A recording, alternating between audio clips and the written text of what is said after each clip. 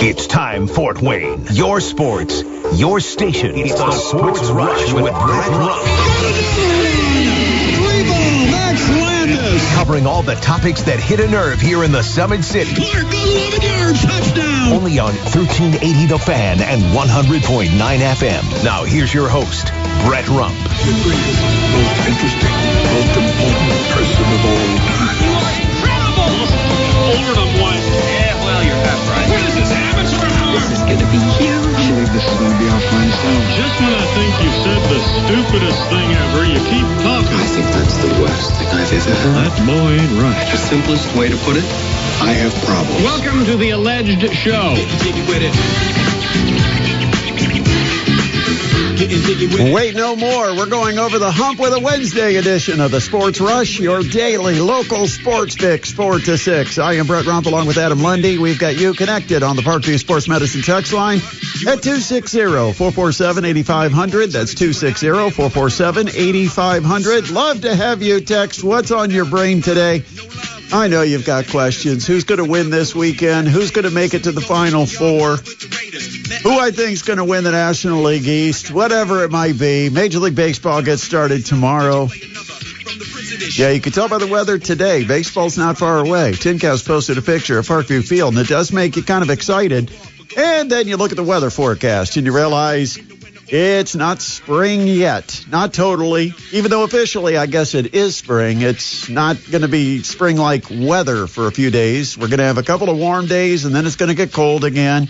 Then maybe middle of the road when the Tin Caps get the season started next weekend. But, yeah, baseball is only just over a week away from downtown Fort Wayne. Hard to believe. Hard to believe, but yeah, what else is new regarding, weather in northeast Indiana this time of year? Kind of bipolar, up and down, and might be a case of those games where we see a lot of long-sleeve shirts underneath the Tin Caps jerseys, some hoodies underneath the jerseys. Well, this is the time of year, Adam, where I get so frustrated because I get up early and I head out of the house with sales calls and trying to get out in the field, and you check the weather and it's 20-some degrees. It's like 26 degrees. So you've got to wear maybe even, T-shirt, button down with a sweater over it. I mean, you've got to layer up because it's 20-some degrees. But then by the middle of the afternoon, it's like 60 and you're burning up. And then you've got to, make a trip back to change clothes. And it just, I just get so frustrated by this time of year. My wife's got it perfect. She gets up, she puts on her clothes. She never even checks the weather because she knows down in South Florida, it's probably no cooler than 60 degrees overnight. And it's going to get up to about 80 degrees during the day. You pretty much know the range you're dealing with. With Indiana, it could be in the 20s and make it up to 70. You just don't know. But baseball is just around the corner. We've got a big show on the way. We're going to talk to Maria Marchesano, women's basketball coach, Purdue Fort Wayne, and that is almost a sure tell that, yes, they won last night. We'll talk to her coming up in 30 minutes. Also on the way, Kent Sterling from KentSterling.com, talking all things Indiana basketball, some of the latest developments that have happened down in Bloomington with especially the transfer portal. But we'll ask Kent what he thinks about filling out the staff for Darren DeVries and what he thinks about the roster. Where do they need to find their next star, their next starter, whatever it might be. But last night, we had a chance to go out to the Gates Center, and Purdue Fort Wayne had signs that they've been off for a couple of weeks. That first half, we'll have to talk to Coach about this, but the first half, it felt like they were physically ready to go, rested, energized, but it seemed like their brain hadn't fully engaged. And, during the course of a season, there's that thing where they say athletes lock in, right? You lock in mentally. You know the game plan. You're very focused on what you have to do. You can envision what you have to do to win that particular game. And it didn't seem like the Mastodons were fully locked in or engaged in that first half. And so Old Dominion did what Old Dominion does. They rebounded everything off the offensive glass. They got plenty of second chance opportunities. It's not a great shooting team, but it's a fantastic rebounding team. And I guess if you're not going to shoot well, to counter that, you have to be a good rebounding team. And that's what they've been. In fact, they're top 5 in the country in offensive rebounding. They've got one of the players on their team that's top 10 in the country in offensive rebounding. They're just a very elite offensive rebounding team, and they were able to stay in the game. In fact, it was tied at halftime, 34 apiece.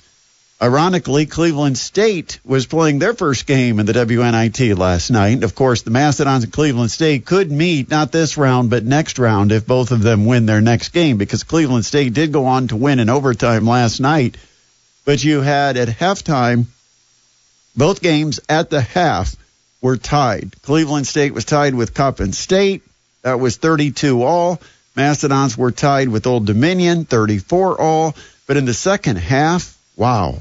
Yeah, I think we saw the difference in talent start to come alive there in that second half after shaking off some of that rust you mentioned, tied at halftime. But, going into the locker room, I think Coach Marchesano said all the right things because that second half was great. Well, I think, and we'll find out, we'll talk to her about it, but it seemed like in her post-game comment, she was just saying that they went in and had to remind everybody what the game plan was and get everybody kind of locked in on the game plan. She said we weren't executing what we had planned to do, and so we had to do things that we do better, but we also had to focus on the things we planned to do during our scout of Old Dominion. And I don't know what worked, but in the second half, there wasn't much that didn't work. They hit, I think, 4 threes or 5 threes in a row at one point. And, of course, Lauren Ross, who had missed, I think, her first 3 threes, which was almost baffling. It's like, how can she miss 3 threes in a row? That's, there should be a law against that. The nation's number 1 3-point shooter then came back, hit 3 in a row, ended up 3 for 7 for the game from behind the 3-point line. I'm wondering, too, if these games count in the stats, because we've been proclaiming her as the number 1 3-point shooter in the country. Right. But a lot of the people on that list aren't playing games anymore. True. Maybe we could say... It's like the 400 hitter in baseball or the batting champion in baseball coming down to the final day and deciding whether you play or not. It's like, I don't want her not to shoot, but... We'll call it a regular season award, best shooter in D1. Yeah. Best 3-point shooter in all of America. But anyway, she hit 3 threes. You had Audra Emerson, who had a bit of a shooting funk at one point. That was probably back in early February. She's worked her way out of it. In fact, went to the free throw line for a 4-shot trip. You don't see that every day. She got fouled and got 2 free throws, and then they called a technical, and they let her take all 4 free throws. Oh. And that shows the confidence the coaching staff has in her and the work that she's done to improve what has been a weakness of hers, where this season she's only hit a little over 50% of her free throws. They put her on the line, and they proclaimed that she was the one that was going to shoot all 4, and they put her to the line for 4 free throws, and what'd she do? 4 for 4. You love that. You love the made free throws. You should have seen her. She was waving her arms, trying to get the fans cheering. I mean, she loved it. That was her moment when she made all 4 free throws back to back to back to back with nobody else on the court. That's awesome. That's awesome. No pressure. You know what this means now. After the big win last night, you had Emerson, by the way, went for 17 points. Mastodons, I think, had 4 players in double figures. Lauren Ross, 15 points, 11 rebounds. Ross ends up with a double-double. But what this means now is that the Mastodons will take on Maria Marchesano's alma mater and her former boss in the Butler Bulldogs. And they announced right after the game that it will be at home at the Gates Center coming up this Friday. Another home game for Purdue Fort Wayne women at the Gates Center, welcoming Butler into town, a power conference opponent coming into Fort Wayne Friday night, a weekend game. And there's, thank God Purdue doesn't play till like 10:15. Oh, yeah, you got plenty of time to make it on. Plenty of time. You won't miss anything with Purdue to go see Purdue Fort Wayne. So, that was kind of a blessing because it would have been a little bit of a conflict if you had the Boilermakers playing the early game. So it works out perfect. Friday night, you go to the Gates Center, you enjoy women's basketball. Great crowd last night. In fact, the ladies in the post-game press conference talked about the support they got from the fans. They said it was the loudest they've ever heard it in the Gates Center. It was the biggest crowd they've seen. And you know what's really nice is I remember when it probably only took 2 digits to count the number of people that attended a Purdue-Fort Wayne women's basketball game 4 or 5 years ago. Yeah, and I mean, that speaks to the level of success. And you know, you could count. It's like, well, I think we've got 66 people here, and 52 of them are parents. Right. You know, 14 other people wandered in and thought, I don't know, it looks like there's something going on here tonight. Right, in between classes, yeah. Yeah, so, but you had a great student body that came out. You had just a really good, energized crowd. People were there that wanted to support the team. They were vocal. It was just and it wasn't a huge crowd. It wasn't like there was 4,000 people. There was probably not even 1,000 people there. But in that Gates Center, it sounds like 4,000 or 5,000 people because it's a low ceiling. Everybody's close to the court. Nobody gets a bad seat. So it sounds much more than what it actually was in quantity. But it was a fun game last night. Now, Butler comes to town this Friday, 7 o'clock, Gates Center. Tickets are available online. Go Mastodons.com. They're available at the Gates Center ticket office. But Maria Marchesano was a star in college at Butler. And then along her path, her coaching path, she was an assistant at one time at IUPUI under Austin Parkinson, who is now the head coach of the Butler Bulldogs. What a storyline. What a matchup. And I think the atmosphere at the Gates Center is going to be fantastic because, you know, we've got a school from in-state here. I know there's Butler fans here in Fort Wayne, so you're going to get a good mix, too. And there'll be, Mr. Fry, I think, have to be at that game. Oh, you know he's going to be there. I'm going to find him. I know his text number, and he thinks he's texting anonymously. Nah. And we know he's a big Butler fan. He doesn't admit it a whole lot anymore because the Butler men's team hasn't exactly had great runs, but the women's team coming into town, it should be fun at the Gates Center this Friday night. 260-447-8500. That's the Parkview Sports Medicine text line, 260-447-8500. I think we can all agree that the behavior of Dan Hurley over the last year has just become shameful and embarrassing. And I think if you're UConn, you have to consider, at what point do we step in? At what point do we demand that he seek some help, that he changes his demeanor, that he works maybe with a PR firm to improve his public image? Because right now he looks like somebody who just can't control his temper. He doesn't look. He looks like a domestic abuser is what he looks like. You know, just a guy that goes off and can't control himself when he gets upset. And he says stuff that just is clown show worthy. Yeah, no control of his actions or his mouth. None. And we heard him make the comment about the officials, and he told them, don't turn his back on me. I'm the greatest coach in college basketball, etc.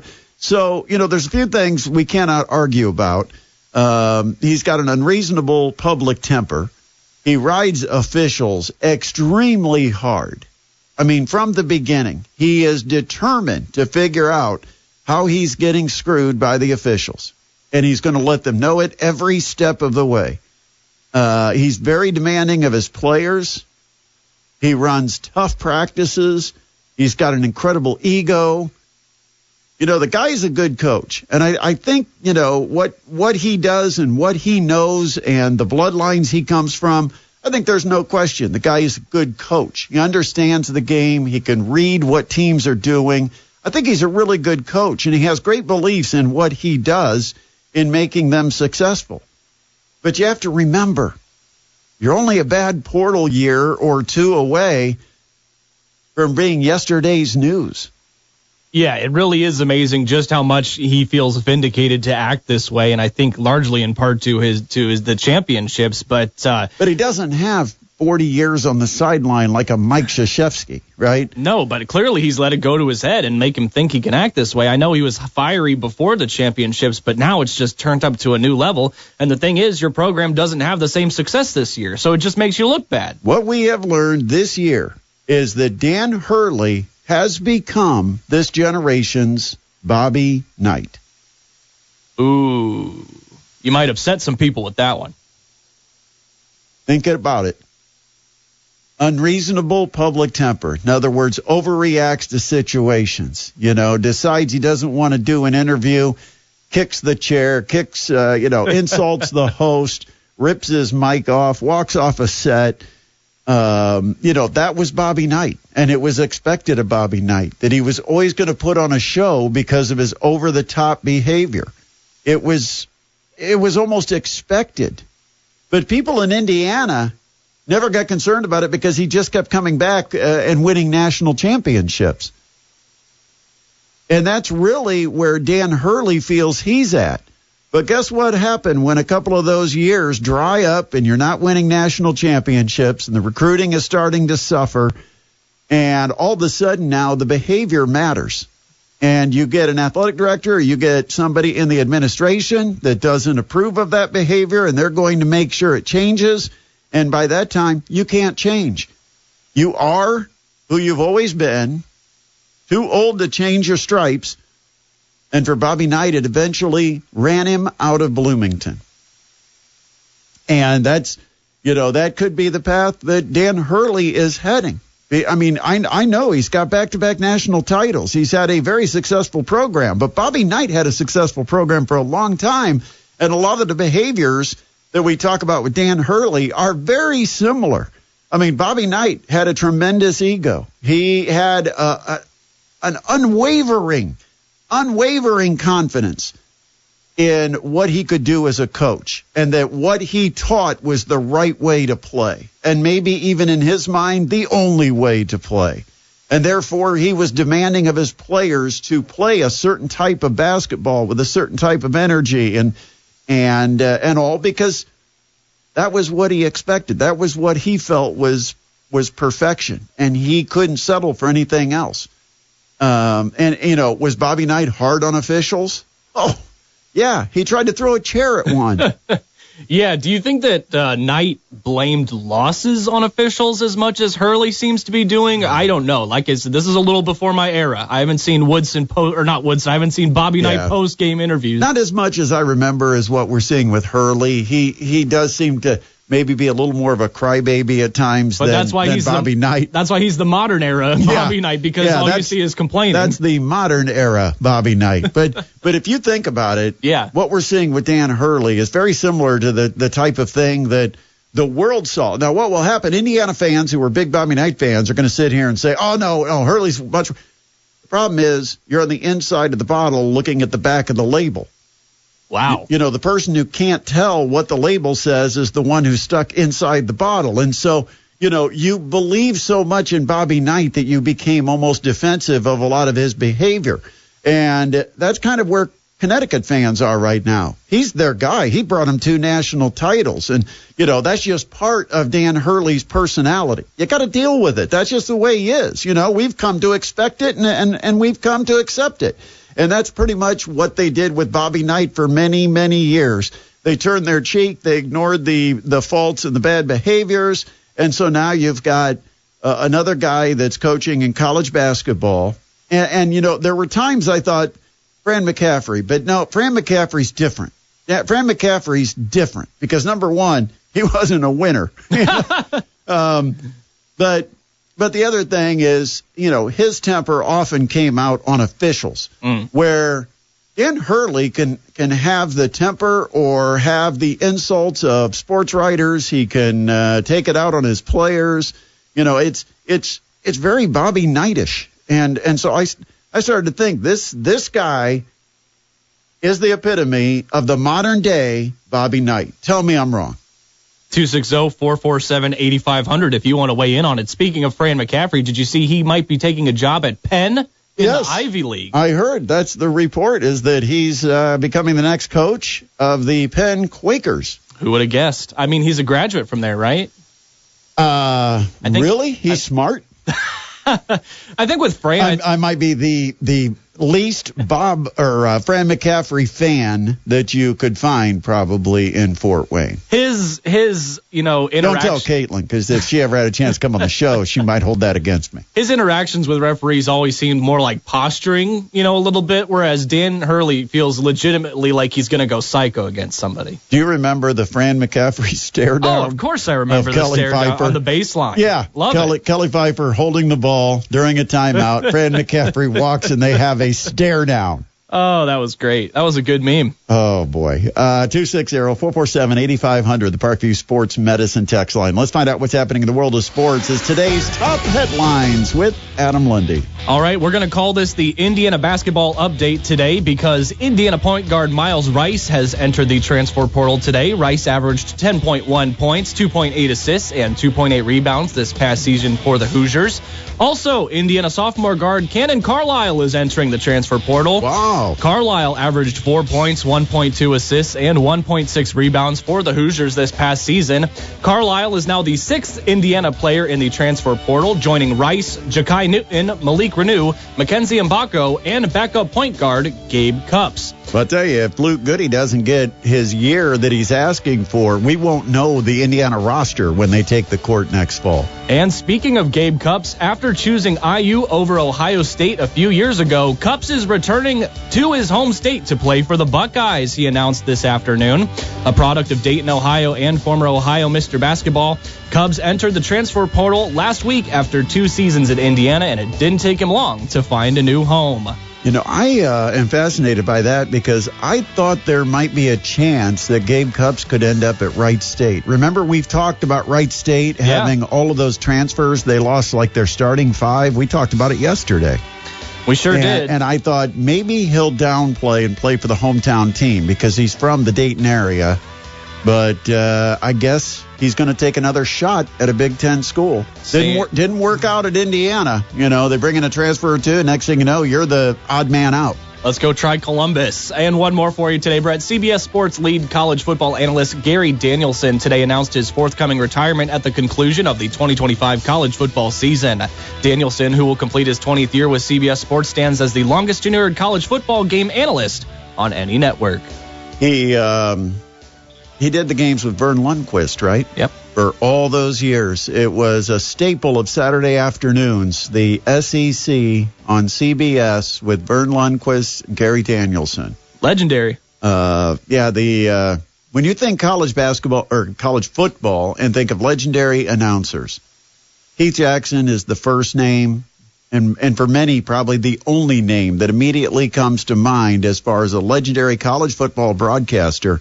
Gary Danielson's up there in the company. Vern Lundquist, unquestionably, would be in that category. But for me, it's Keith Jackson, Brent Musburger, Vern Lundquist, and did Dick Enberg. Dick Enberg, I know, and I think of as the NFL and college basketball, but I don't know if he was doing college football. But clearly, Keith Jackson, Vern Lundquist, and Brent Musburger would be the 3 names I think of when I think the great college football announcers.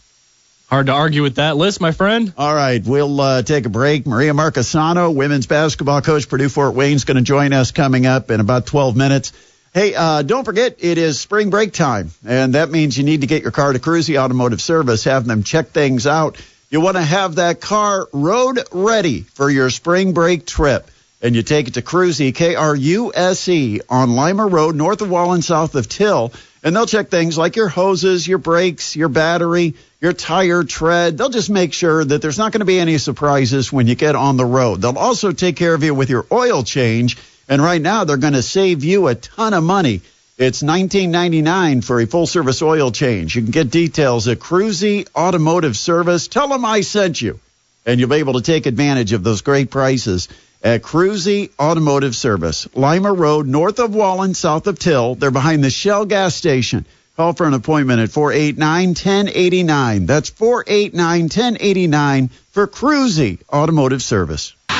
This is Maria Marchesano, head women's basketball coach at Purdue Fort Wayne, and you're listening to the Sports Rush with Brett Rump on 1380 The Fan and 100.9 FM. We're going to go into Maria Marchesano overload today because we've got her coming up on the show live as a guest coming up in less than 10 minutes. So don't go far if you want to hear what she's got to say about last night's women's basketball victory in the WNIT. It's got them into the Super 16. There's only 16 left, and this was the round they lost a year ago. So they're trying to take that next step toward a championship. And they'll have the Butler Bulldogs coming in to the Gates Center.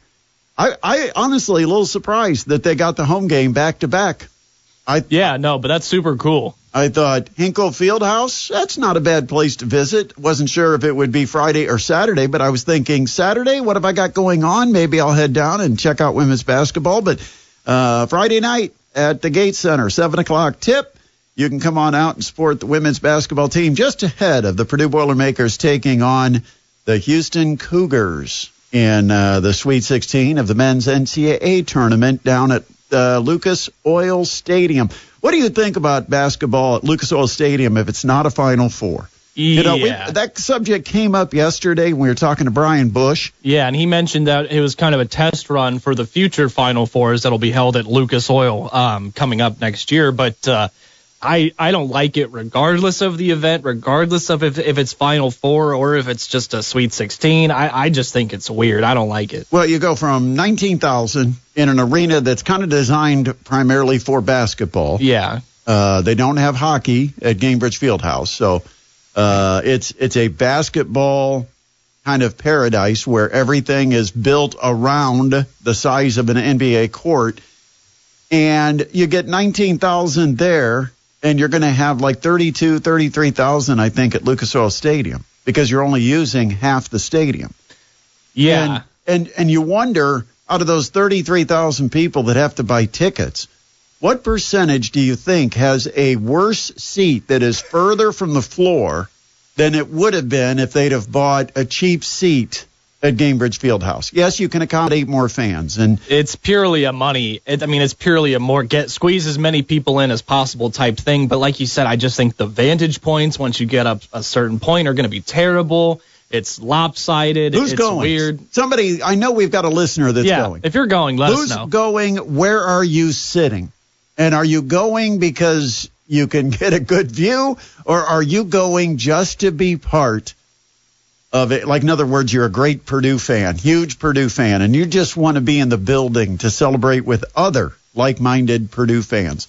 Where are you sitting if you're going to Lucas Oil Stadium Friday night? Let us know. 260-447-8500, the Parkview Sports Medicine text line. I'll tell you what, I was doing some research on Houston. How about this? I've never, for years, I've not been overly impressed with Houston. I think it's a team that doesn't necessarily have great talent, but they always get athleticism, they get length, so they always rebound and defend really well. But, man, the numbers just pop off the page at you. Number 1 in defensive efficiency in the NCAA. Number 10 in offensive efficiency in the NCAA. But they do it with a slow style. Ryan, you're not going to like watching this game. Ryan doesn't like slow-down basketball. Wasn't too hot on Ben McCollum. No, he was all over Ben McConnell because Ben McConnell just slows the ball down too much. Yeah. McCollum, yeah. Yeah, McConnell. You're thinking of TJ on the Pacers. I know. I make that mistake regularly. All the Irish names sound alike. But McCollum. Yes. And so, Ryan, Houston plays at the favorite. Number 359 in adjusted tempo. That's 359 out of 364 teams. That's Kelvin Sampson for you. That's what we've seen out of his teams down there at Houston. Just defensive juggernauts that can also do pretty well on offense. But it also helps you with your points against because you're limiting possessions. Yep, and you're getting more for yourself, getting steals, offensive rebounds, all that good stuff. They're out of 364 teams, they're 345 in average length of their possession. So they are willing to work the clock all the way down to the final seconds. Get the best possible shot. They make you, well, what they also do is they try to frustrate you by making you play defense for a full 30 seconds. Mm-hmm. And it can wear you down. It can force you to go to a deeper bench or a heavier rotation. But 345 in possession length, 359 adjusted tempo. And now, some of the categories where they're top 25 in the country, the lowest turnover percentage, the number of times they have a possession where they turn it over. So they not only run a lot of clock, but they take care of the basketball in the process. They're in the top 25 in the country in turnover percentage. They're in the top 25% in the country in offensive rebounding percentage. They're in the top 25 in three-point percentage. They're top 25 in the fewest number of blocked shots against them. So they don't get their shot blocked, I guess. Defensive three-point percentage, they're in the top 25. They're top 25 in the percent of opponents' turnovers. In other words, they force a high percentage of possessions for their opponents into turnovers. They're top 25 in opponents' field goal percentage, top 25 in block shot percentage, top 25 in steal percentage, and they're 9th in the country in turnover margin according to NCAA stats. That's pretty darn impressive. Yeah, if you're a basketball purist, you can go over all these standings and stats and just drool over the Houston Cougars. It's clean. They take care of the ball, and they get it out of the other opponent's hands. Still got to talk about the Pacers. Lakers, they're getting at it tonight down at Gainbridge Fieldhouse. It's a big week for basketball down in Indianapolis. Also, Kent Sterling is going to join us before the end of the show. We're going to talk to Kent sometime after 5:30, but coming up on the other side of the break, it's Purdue Fort Wayne women's basketball coach Maria Marchesano. We'll talk to her next right here on the Sports Rush, 1380 The Fan and 100.9 FM. Kent Sterling from KentSterling.com will join the show coming up in hour number 2. Last night at the Gates Center, business got started for the Purdue Fort Wayne women's basketball team as they came off the bye of the WNIT and played in the second round, got a victory over Old Dominion at the Gates Center. Now they advance to take on Butler coming up this Friday. And to talk about what's happening with the Mastodons, we are joined by the coach of the Purdue Fort Wayne women's basketball team, Maria Marchesano. Coach, last night, I know you were concerned about it. That long layoff, that first half maybe showed some signs of rust. What did you think about the way the Dons came out in that first half last night? I think the first half was a combination of my worries about the long layoff and my worries about Old Dominion. They are an extremely physical, elite rebounding team, and they came out and kind of had their way on the boards with us in the first half. I remember going in at halftime, seeing the stats, and we were just getting smashed on the boards. I think we were down, maybe 11 or 12 rebounds at the half, and we finished the game only down 3 or 4 rebounds. So we definitely made up for it in the second half. But you're right. I think there was a little bit of jitters, game day. It's been a while since we had played a game, and it took us a while to just embrace the intensity of a game, I think, because offensively we came out and we were doing some good things, but defensively we weren't really locked in. We weren't being physical. We weren't connected. We weren't rebounding well enough. But like I said, thankfully, second half we pulled it together. Third quarter was a big quarter for us. I thought, the long layoff can affect two things. One, it's physically just not getting in the reps that you normally would get where you have games every third day.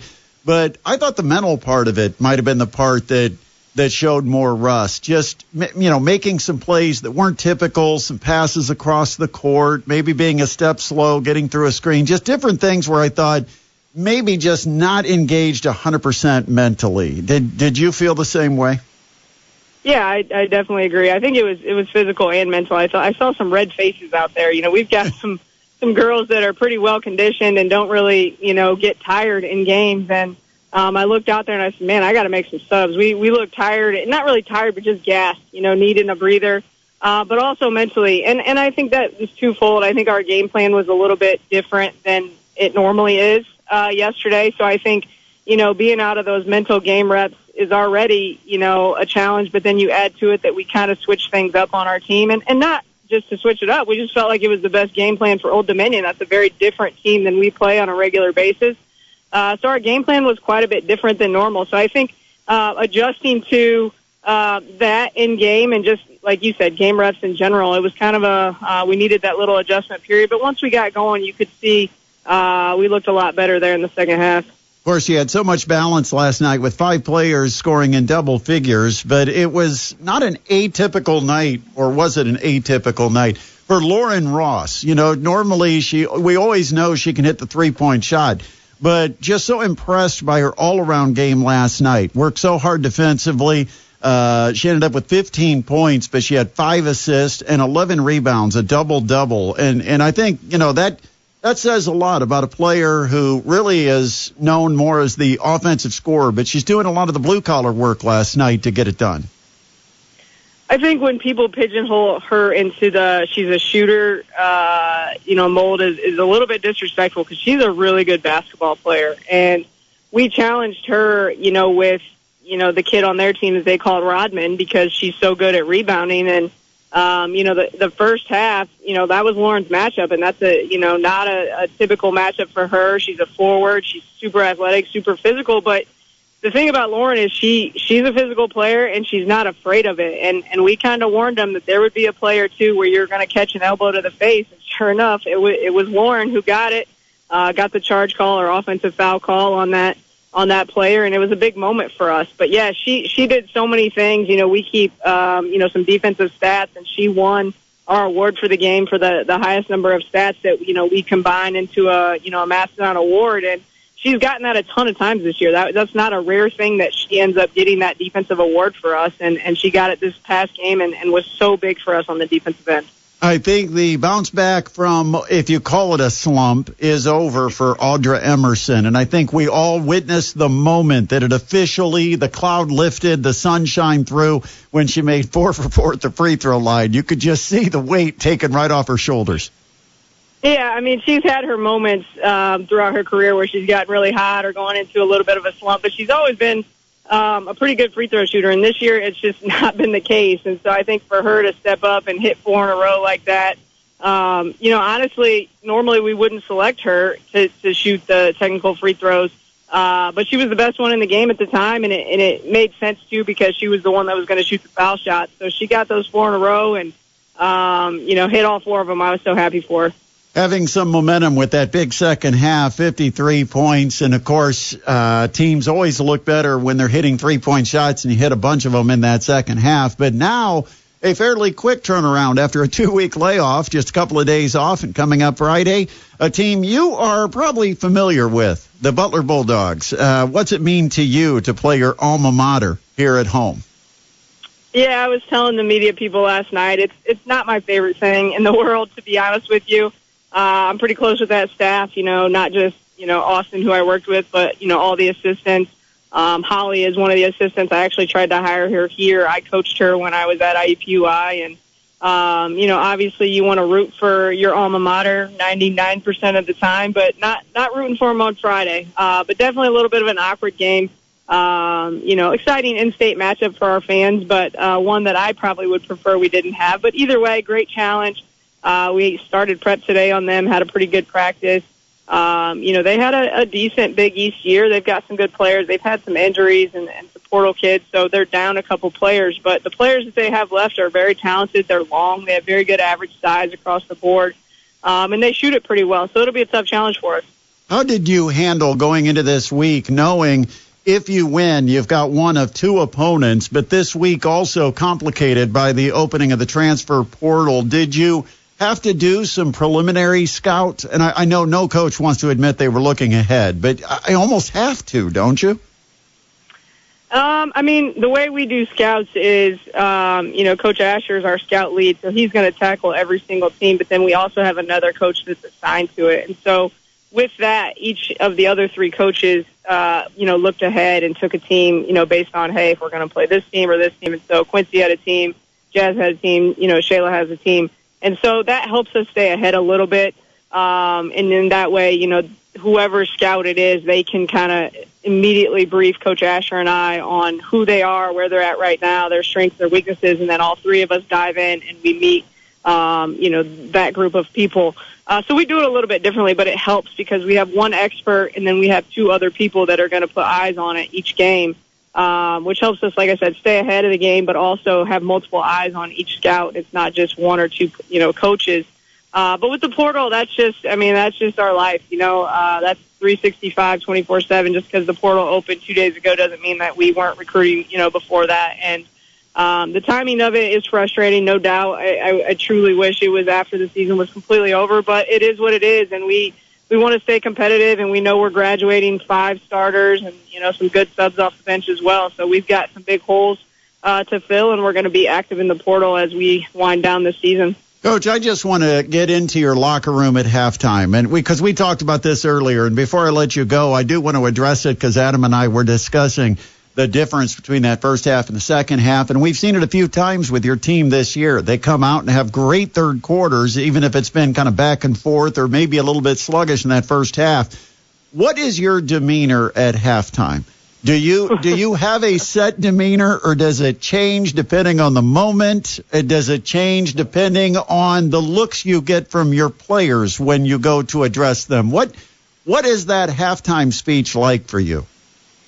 I probably had like 12 texts after the game, saying it must have been a heck of a halftime speech. And the ironic part about that is we really didn't take control of the game. I went back and I was watching film at like midnight last night, and with 5 minutes to go in the third quarter, it was still a 2-point game.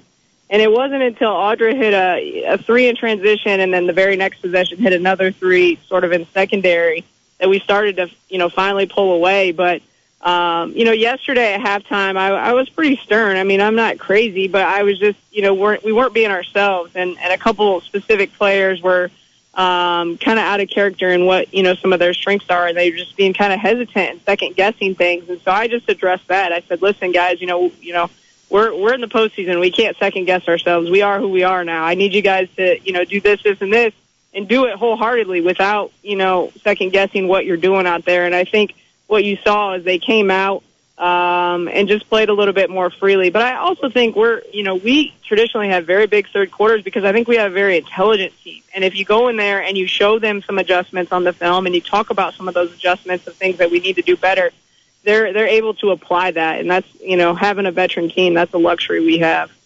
Best of luck this week with practice, and Friday night I hope we pack the Gates Center. I know last night was a solid crowd for a Tuesday night, and I think it also had an impact. You talked about when Audra hit those couple of threes. Well, that energy from the crowd was very noticeable when she made the couple of threes, and I think the players kind of feasted off that.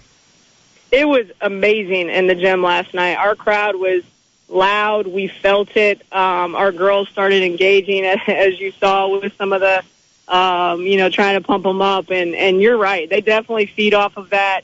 Yesterday night was one of the best atmospheres I remember in the Gates Center. Well, it should be fun on Friday. We're welcoming Power Conference foe with the Butler Bulldogs coming to town. Your alma mater, also the coach of Butler, a former boss of yours when you worked with him on the staff down in Indianapolis. So a lot of storylines around this one. And of course, we all know, because we can look ahead. You can't, but even if you do. But we all know what would be the next step, perhaps, if you can get this one. So Friday night's a huge game. It should be a lot of fun. I hope fans come out and support you like they did last night. I think it could be an even bigger crowd coming up this Friday. Yeah, hopefully. I know it's spring break week coming up for a lot of the school systems, so hopefully not too many people are leaving town, because I agree, man. I think we can have an even bigger crowd this Friday. I better let you go. I think about 22 players just entered the portal in the time I've talked to you. So good luck, Coach. All right, thanks, Brett. Yep, that's Coach Maria Marchesano joining us here on the Sports Rush. Always a pleasure to talk to her.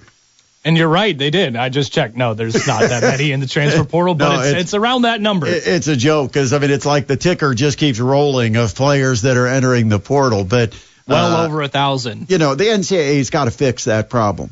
Yeah, it doesn't need to be this much of a mass exodus from every single school every single year. It's too much. They talk about the pressure on the NCAA teams, but there's, all these secondary tournaments that are going on as well. Yeah, and there's even a new tournament this year, but it's not going to start until, the 30th? But, yeah. That's just another thing it starts next week. it's just another thing to distract away from. And then you got guys like Justin Pippen from Michigan. You do. Who announces he's going into the portal, but yet his team's still playing in the NCAA tournament. What do you do with a guy like that? You know, I mean, I don't know. You know, it puts pressure on the coaches to figure out how they handle those situations, and the fans have to learn to deal with that. I mean, it's just awkward for everybody, the student athlete. Because let's go back and talk about a Justin Pippen and the situation that he's put in.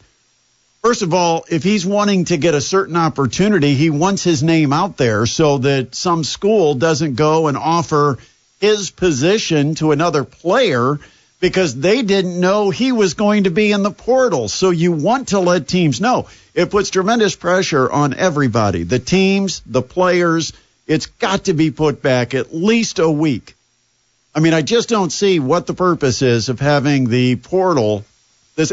And besides, to be honest, a lot of the guys have started dropping that they're entering the portal long before the portal even came out. But for those players that are involved in postseason basketball, it is very awkward. Yeah, and it's just, like you said, just leaves too many questions on the table and just too much awkwardness in the program, I feel like. But I do think, I joked with Maria about the number of women's players that have entered the portal in the time I talked to her, but there might have been that many IU players that entered the portal in the time that we talked to her, because it has been mass exodus out of Bloomington. Man, I'm looking forward to your conversation with Kent Sterling coming up in hour number 2, because just today we've had 2 more Hoosiers enter the transfer portal, and one of the ones who entered a week or so ago has already found their new home in Ohio State. So a lot to talk about. Yeah, how do you get a staff filled? How do you hit the portal and get the right guys? It's going to be quite a process that has to be done fairly quickly for Darren DeVries down at IU. We're going to take a break because we do have Kent Sterling joining us in hour number 2. We also have the announcement from the Indiana Basketball Coaches Association of the all-state teams, and there is some local flavor we will tell you about. Plus, we've got a listener bracket. We've got to make some more picks. We do. We still have to fill out a couple more of our brackets. We got to squeeze those in before they play the games tomorrow night. So we've got to get some picks made. Let's do it. A lot is happening here with the Sports Rush on a Hump Day edition on 1380 The Fan and 100.9 FM.